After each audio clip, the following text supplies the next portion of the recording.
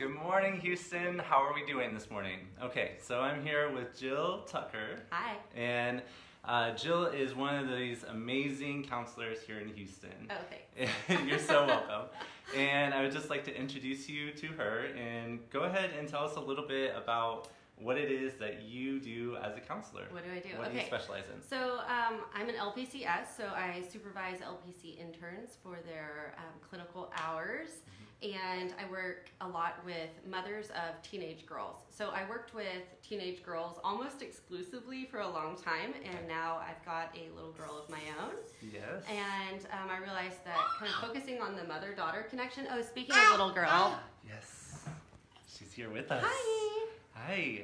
She wanted to say hi. You see yourself on the video? It's her first Facebook Live. Yeah.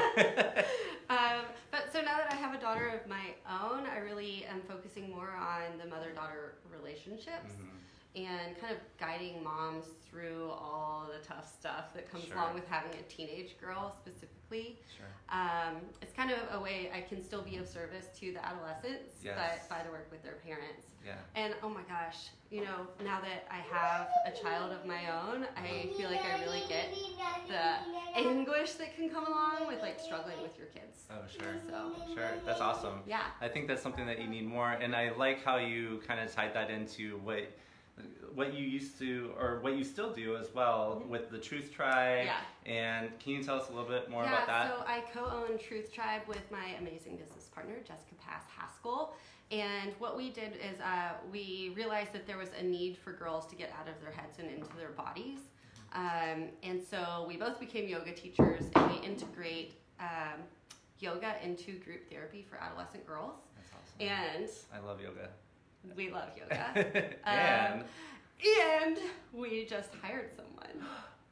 Tell us about her. Well, her name is Noelle Curry. She is thebomb.com. She's an expressive arts therapist. Love it. She's also an LPC like I am. So she's a licensed, fully licensed clinician who just really has a passion for getting creative with her clients, for helping them express themselves, not just verbally, but in really creative, authentic ways.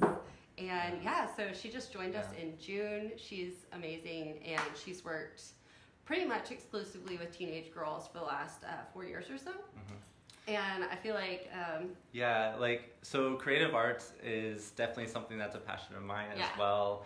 And like connecting that to therapy and connecting that just to being human as well, and just being innovative and thinking through things in a different way. And sometimes with art, you don't even know that it's happening, right? You don't even know the therapeutic right? Yeah, So exactly. that's what we tell people is like, so talking about everything verbally, it's just not for everybody. It's helpful, yes, I believe in it. Obviously, I'm a therapist, so I believe there's benefit to it.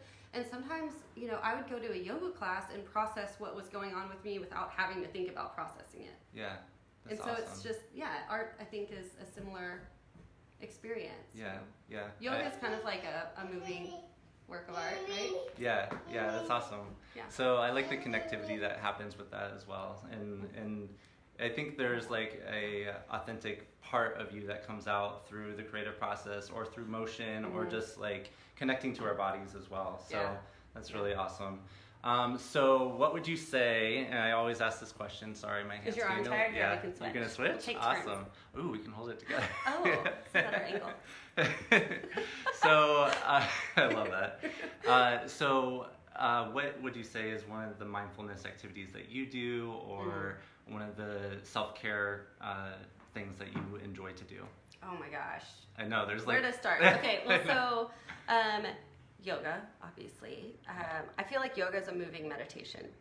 Yeah. You know, it's, because for me, I know it's, my tendency is to want to come out of a pose when my quads are burning or something like that. Yeah. And so my practice is in staying and like breathing through it. Okay. And oh my gosh, it's just helped tremendously in my life. So when things get hard, I can reconnect with my breath. I can remind myself, like, I'm not dying, even though it's hard and it might feel like it right now. Yeah. And, thanks for taking turns now. Yeah, I'm going to take it over.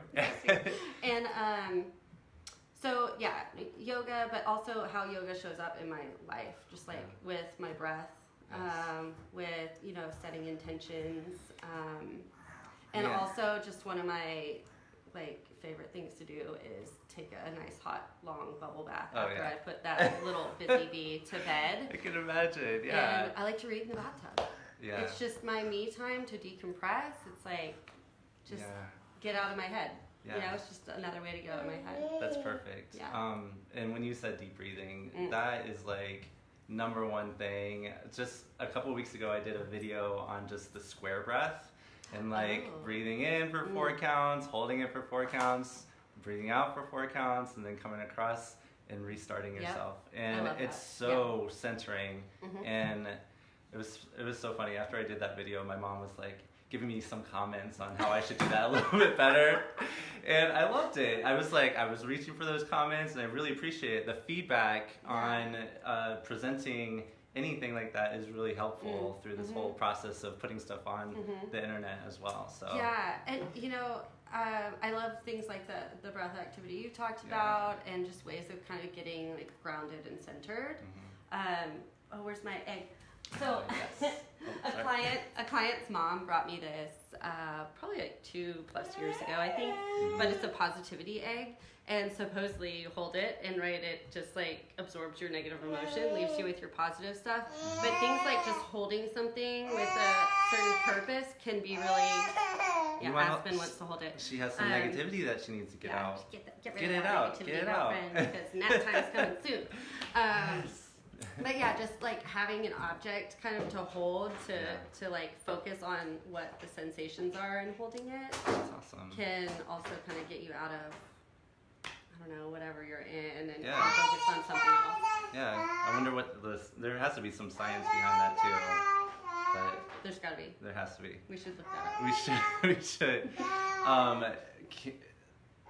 I think we should do another video later on the happy cloud. The happy cloud. Yes, because it was fantastic. Okay. We met this morning, and we both are working with some clients that are dealing with what's the meaning of life, what's this existence all about, and those types of things. Yeah. And I think that's definitely something that we should come back to. Okay. How's that sound? Yeah, sounds good. Okay, awesome. Well, Crystal, not Chris. We know. We love Crystal. We love Crystal, yes. Yeah. Crystal is one of our colleagues, and we've worked along with her. But Jill, thank you for coming on to Facebook Live with me this morning. Thanks for having me. And if you have any questions for Jill, I'm going to put all of her contact information below so that you can reach out to her personally. Sure. And thank you all for joining us this morning. This has just been a really awesome experience, and I really thank you for coming on to my video today. All right? Thanks for having me. Happy Monday. All right, you all have a good day. Bye, Houston. Bye.